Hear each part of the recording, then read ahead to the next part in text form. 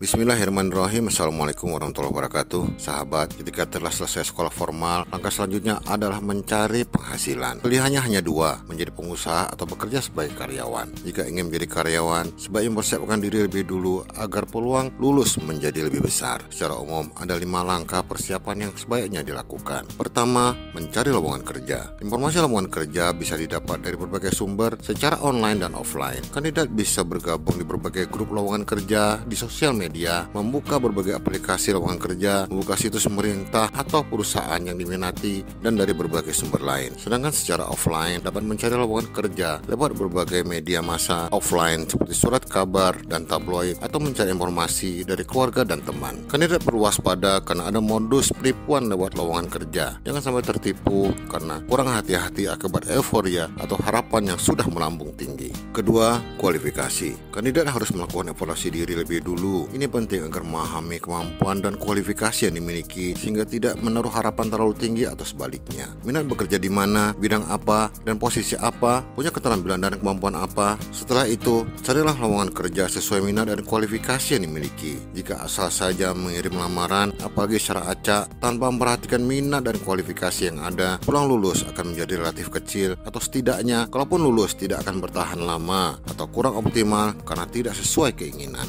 Ketiga, dokumen lamaran. Kelengkapan dokumen lamaran biasanya terkait kualifikasi yang dibutuhkan untuk mengisi posisi yang ada. Secara umum, dokumen lamaran yang diperlukan antara lain adalah kopi KTP, surat lamaran, kurikulum vitae, kopi ijazah yang dilegalisir, transkrip nilai yang dilegalisir, kopi berbagai sertifikat keterampilan seperti bahasa Inggris dan komputer, surat referensi, kalau ada, pas foto, dan berbagai dokumen lain yang relevan.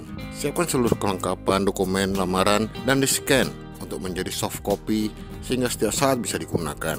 Jangan baru kalang kabut ketika dibutuhkan. Yang harus diperhatikan adalah bahwa dokumen lamaran secara keseluruhan mewakili profil kandidat, sehingga harus benar-benar perhatikan kelengkapan ini. Untuk lebih jelasnya dapat melihat berbagai materi di playlist persiapan ke dunia kerja di kanal YouTube ini. Keempat, tahapan rekrutmen.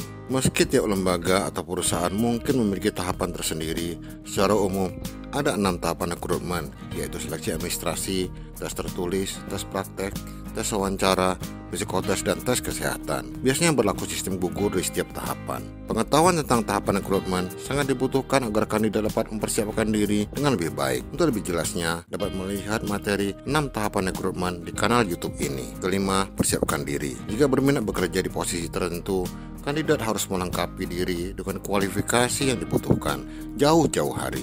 Ada kualifikasi umum seperti kemampuan bahasa Inggris dan program Microsoft Office. Ada juga yang spesifik seperti kemampuan desain grafis, videografi, dan teknologi informasi, atau dalam bentuk pengalaman. Jika tidak sesuai minat dan tidak memiliki kualifikasi yang diperlukan, sebaiknya jangan memaksa diri melamar karena mungkin akan sia-sia, hanya menghabiskan biaya, waktu, dan tenaga. Sahabat, materi ini sekedar memberi gambaran umum agar dapat mempersiapkan diri dengan lebih baik. Tapi sekedar pengetahuan saja tanpa dikerjakan tentu tak memberi manfaat apapun. Untuk lebih spesifik, dapat melihat berbagai materi di playlist persiapan ke dunia kerja di kanal YouTube ini. Selamat berusaha, semoga sukses, amin. Wassalamualaikum warahmatullahi wabarakatuh.